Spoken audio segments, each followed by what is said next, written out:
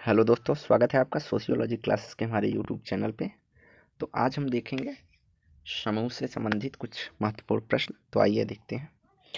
यदि कोई व्यक्ति किसी दूसरे पर शारीरिक प्रहार करता है तो यह एक उदाहरण होगा भावनात्मक व्यवहार का, मूर्खतापूर्ण व्यवहार का, वीरतापूर्ण व्यवहार का, विवेक सम्मत व्यवहार का।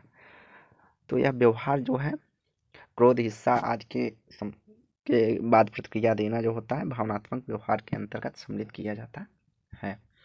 अगला है सामाजिक क्रिया दूसरे व्यक्तियों के भूत, वर्तमान या भावी व्यवहार द्वारा प्रभावित हो सकती है। सत्य है, असत्य है, दोनों सही है या उनमें से कोई नहीं। तो यहाँ जो राइट आंसर हो जाएगा वह होगा यह कथन सत्य है कि सामाजिक क्रिया दूसरे व्यक्तियों के भूत, वर्तमान एवं भावी व्यवहार द्वारा प्रभावित होती है। अगला मैक्स वेबर के अनुसार सामाजिक कृत्य का दृष्टांत निम्नलिखित में से कौन सा है।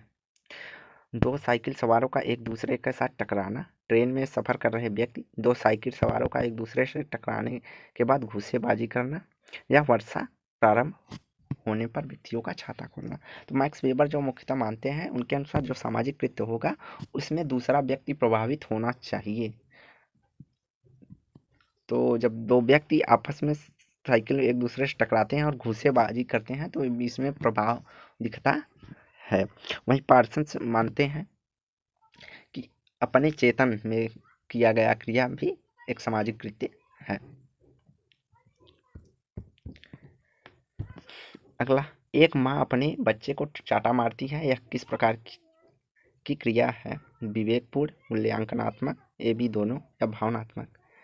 तो एक माँ जब बच्चे को चाटा मारती है तो यह भावात्मक या इफेक्चुअल क्रिया कहलाती है या व्यवहार कहलाता है। क्रोध, ईर्ष्या, खुशी आदि के अंतर्गत की जाने वाली क्रियाएं भावनात्मक क्रियाओं के अंतर्गत, व्यवहार के अंतर्गत शामिल की जाती हैं। अगला, किसका मत है कि हमारी मानवीकरण प्रक्रिया प्राथमिक समूहों में ही होती है, या मानवीकरण के जगह यहाँ सामाजिकरण भी तथ्य पूछा जा सकता है। तो कोजर, रोजनबर्ग, टालगट पार्सन, C.H. कुले या किंग्सले डेविस। तो इसका राइट आंसर हो जाएगा बी। टालगट पार्सन का कथन है कि हमारा सामाजिकरण या मानवीकरण प्राथमिक समूहों में ही होता है। अगला है, प्राथमिक समूहों को मानव स्वभाव की कोशिकाएं किसने कहा है। समनर, बोगार्ट्स, कुले या मैकाइबर और पेज। तो यहाँ पर कुले हैं जिन्होंने प्राथमिक समूहों को मानव स्वभाव की कोशिकाएं कहा है। अगला है, प्राइमरी ग्रुप के लिए आवश्यक नहीं है औपचारिक नियम, इकरारनामा, छोटा आकार या आमने सामने का संबंध। तो प्राथमिक जो समूह होते हैं उसके लिए औपचारिक नियम की आवश्यकता नहीं होती है। इनमें से कौन सा एक प्राथमिक समूह की विशेषता नहीं है। तो यहाँ प्रश्न थोड़ा कट गया है। शारीरिक समीपता, छोटा आकार, संबंध स्वयं में साध्य होते हैं, या संबंधों की लघु अवधि है यहाँ पर। तो जो राइट आंसर हो जाएगा कि ये प्राथमिक समूह के लिए संबंधों की लघु अवधि जो है विशेषता में के रूप में शामिल नहीं किया जाता है। यहाँ प्राथमिक समूह में जो संबंध होते हैं वह अस्थायी होते हैं या लंबी अवधि तक चलते हैं। अगला, कुले द्वारा वर्णित प्राथमिक समूहों को कौन सा सम्मिलित नहीं है। परिवार, स्कूल, पड़ोस या बच्चों का समूह। तो यहाँ राइट आंसर हो जाएगा स्कूल को कुले द्वारा वर्णित प्राथमिक समूह में शामिल नहीं किया जा सकता। अगला है, प्राथमिक समूह की अवधारणा दी है कुले, हट्टन, लिंटन या राधाकमल मुखर्जी। तो यहाँ राइट आंसर हो जाएगा प्राथमिक समूह की जो अवधारणा दी है कुले ने। अगला है, इनमें से प्राथमिक समूह के उदाहरण हैं परिवार, पड़ोस, क्रीड़ा समूह या सभी। तो उपर्युक्त सभी प्राथमिक समूह के उदाहरण हैं। अगला है, निम्नलिखित में से प्राथमिक समूह नहीं माना जाएगा। परिवार, आय समूह, पड़ोस या भीड़। तो भीड़ जो है प्राथमिक समूह के अंतर्गत सम्मिलित नहीं किया जाता है। अगला है, निम्न में से द्वितीयक समूह कौन सा नहीं है। तो पड़ोस, पिकनिक समूह, मनोरंजन समूह, तीर्थयात्री समूह। तो जो है पड़ोस जो है प्राथमिक समूह है, न कि द्वितीयक समूह। अगला, निम्नलिखित में से कौन सा द्वितीयक समूह है। परिवार, ऑफिस, बच्चों का खेल समूह या पड़ोस। तो जो ऑफिस होगा वह द्वितीयक समूह के अंतर्गत श्रेणी में शामिल किया जाएगा, जबकि कुले के अनुसार परिवार, बच्चों का खेल समूह और पड़ोस प्राथमिक समूह है। अगला, निम्नलिखित में से कौन सा द्वितीयक समूह का उदाहरण है। गांव, परिवार, विद्यालय, मित्रों का समूह। तो यहाँ पर विद्यालय जो है वह द्वितीयक समूह का उदाहरण है। अगला, प्राथमिक समूहों में सदस्यों के पारस्परिक संबंधों की प्रकृति निम्नलिखित में से किस प्रकार की होती है? वैयक्तिक, औपचारिक संबंध, जटिल संबंध या इनमें से कोई नहीं। तो प्राथमिक समूहों के सदस्यों की जो पारस्परिक संबंध होते हैं वह वैयक्तिक होते हैं। निम्नलिखित में से कौन सी समूह की विशेषताएं हैं? प्राथमिक समूह की विशेषताएं हैं तो सशक्त पहचान, अर्थात एक दूसरे से अच्छे से पहचान होना, साहचर्य, विशेषीकृत चरित्र, प्रतिस्पर्धा, तार्किक संबंध। तो यहाँ पर मल्टीपल ऑप्शन में चुनना है, तो हो जाएगा प्राथमिक समूह के लिए सशक्त पहचान, साहचर्य का अविशेषीकृत चरित्र और प्रतिस्पर्धा। यह तीनों प्राथमिक समूह की विशेषता के रूप में शामिल किए जाते हैं। तो यहाँ पर राइट आंसर हो जाएगा डी। अगला, निम्नलिखित में से कौन सी विशेषता किसी सेकेंडरी ग्रुप की विशेषता नहीं है, अर्थात द्वितीयक समूह की विशेषता नहीं है? तो औपचारिक नियमों द्वारा नियंत्रित होना ये है, आमने सामने का संबंध ये नहीं है, अवैयक्तिक होता है, सामान्यतः आधुनिक जटिल समाजों में पाया जाता है। तो आमने सामने पड़ता है, अर्थात आमने सामने का संबंध किस में पाया जाता है? प्राइमरी ग्रुप या प्राथमिक समूह में। तो राइट आंसर पूछा है कौन सा नहीं है, तो बी हो जाएगा। अगला है, औपचारिक संबंध निम्न में से किस समूहों का लक्षण है? प्राथमिक समूह, द्वितीयक समूह, स्थानीय समूह, अस्थायी समूह। तो राइट आंसर हो जाएगा क्या इसका? द्वितीयक समूह। अगला है, घनिष्ठता विहीन अनुभव प्रदान करने वाले समूह को कहा जाता है? प्राथमिक समूह, द्वितीयक समूह, संदर्भ समूह, अंतः समूह। तो यहाँ पे राइट आंसर बी हो जाएगा, द्वितीयक समूह। तो एक क्वेश्चन देखो अलग अलग टाइप से पूछे जा सकते हैं, इसलिए इन सब क्वेश्चनों को हमने शामिल किया है। अगला है, निम्नलिखित में से कौन सा द्वितीयक समूह का उदाहरण है? मजदूर यूनियन, परिवार, खेल समूह, मित्र समूह। तो राइट आंसर हो जाएगा मजदूर यूनियन द्वितीयक समूह का उदाहरण है। अगला है, निम्नलिखित में से किसने अर्ध प्राथमिक शब्द को व्यक्त किया है? समनर, मैक्स वेबर, कुले, हिलर। तो यहाँ राइट आंसर हो जाएगा कुले। अगला है, निम्नलिखित में से किसने मनुष्य समूहों को प्राथमिक और द्वितीयक समूहों में वर्गीकृत किया है? C.H. कुले, G.H. मीड, राल्फ डेहरनडॉर्फ या कार्ल मार्क्स। तो यहाँ राइट आंसर जो हो जाएगा वह हो जाएगा C.H. कुले। अगला है, निम्नलिखित में से कौन सा एक सामाजिक समूह के निर्माण में आवश्यक तत्व है? तो कौन सा सामाजिक समूह के निर्माण के लिए आवश्यक तत्व है? प्रयोग, अवलोकन, अंतःक्रिया या खोज। तो यहाँ राइट आंसर हो जाएगा सी, कि सामाजिक समूह के निर्माण में अंतःक्रिया एक आवश्यक तत्व है। निम्नलिखित में से कौन सा तत्व समूह के निर्माण में आवश्यक तत्व नहीं है?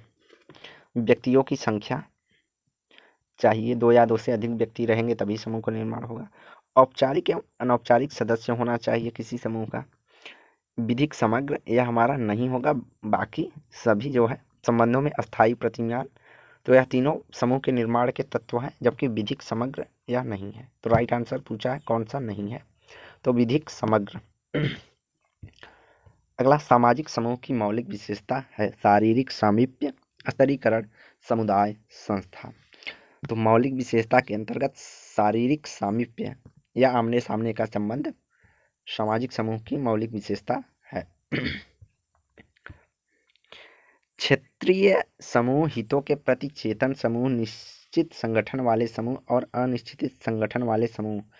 ये वर्गीकरण किसने किया है? मैकाइबर एवं पेज ने, किंग्सले डेविस ने, बीर स्टीड ने।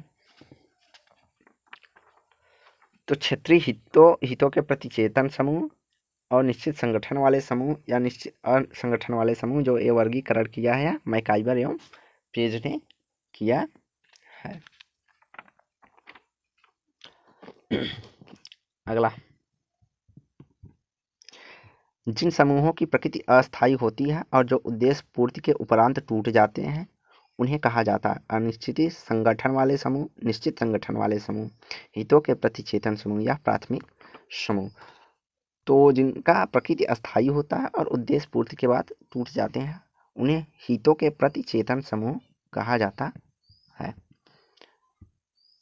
अगला, समाजशास्त्री मानदंड के अनुसार निम्नलिखित में से कौन समूह की रचना दर्शाता है?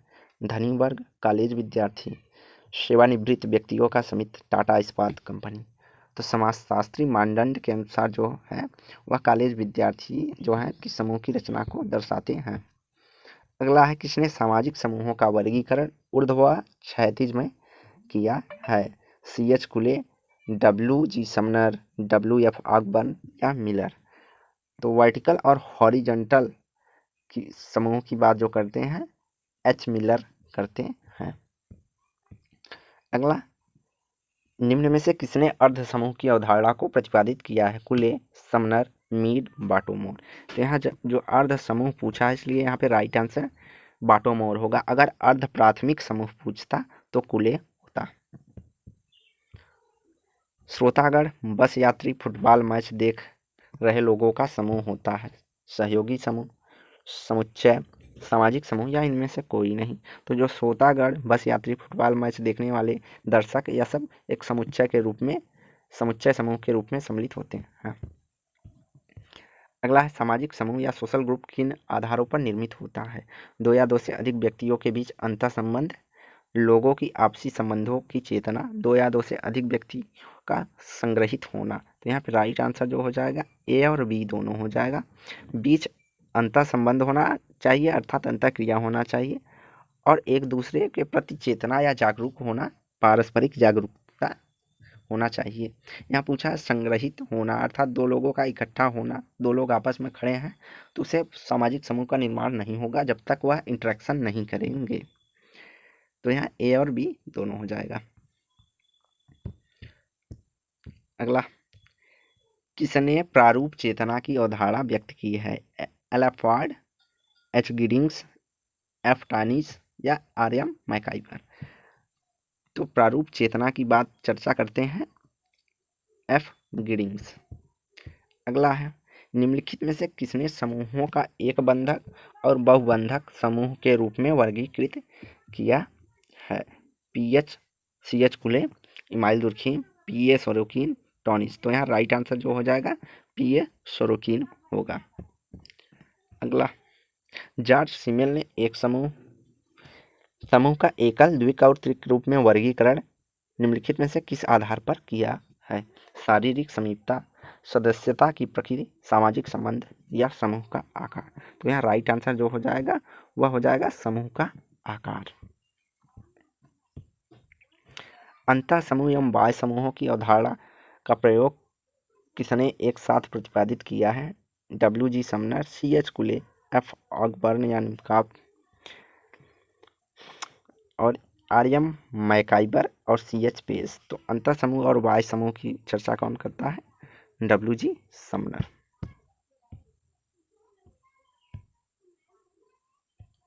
अगला, निम्नलिखित में से समूहों को 4 श्रेणियों में विभाजित किया है? सांख्यिकी समूह, सहयोगी समूह, सामाजिक समूह या समिति संबंधी समूह। तो इसका राइट आंसर जो हो जाएगा ऑप्शन है Kingsley Davis, R.B. रिस्टिड, H.M. Johnson या मैकाइवर एवं पेज। तो राइट आंसर हो जाएगा बीर स्टीड। बीर स्टीड ने समूह को 4 श्रेणियों में विभाजित किया है जो है सांख्यिकी समूह, सहयोगी समूह, सामाजिक समूह और समिति संबंधी समूह। अगला, निम्नलिखित में से कौन सा वाक्य सही है? अंतर समूह एवं वाय समूह काल्पनिक होते हैं, अंतर समूह एवं वाय समूह वास्तविक होते हैं, अंतर समूह एवं वाय समूह छोटे होते हैं, अंतर समूह एवं वाय समूह बड़े होते हैं। तो यहाँ राइट आंसर हो जाएगा अंतर समूह एवं वाय समूह काल्पनिक होते हैं। अगला है, किसने लिखा है सामाजिक वर्ग वस्तुतः समूह है, वे अपेक्षाकृत खुले और बंद होते हैं। सामाजिक वर्ग वस्तुतः समूह है जो अपेक्षाकृत खुले होते हैं, बंद नहीं। यह कथन संबंधित है M.N. श्रीनिवास से, F.G. बेली से, T.V. बाटोमोर से या आंद्रे वितई से। तो यहाँ पर राइट आंसर जो हो जाएगा बाटोमोर का कथन है कि जो सामाजिक वर्ग होते हैं वह वस्तुतः वे समूह होते हैं जो अपेक्षाकृत खुले होते हैं, न कि बंद होते हैं। बंद समूह कौन होता है? जाति। तो यहाँ राइट आंसर सी है। तो आज की वीडियो यहीं समाप्त करते हैं। वीडियो को लाइक एंड शेयर करें, चैनल को सब्सक्राइब करें। धन्यवाद। डेली क्विज के लिए आप हमारे टेलीग्राम चैनल पर जुड़ सकते हैं, जिसका लिंक डिस्क्रिप्शन बॉक्स में प्रोवाइड करवाया जाएगा, जहां पर डेली 9 AM और 9 PM पर क्विज करवाया जाता है। तो धन्यवाद, थैंक यू।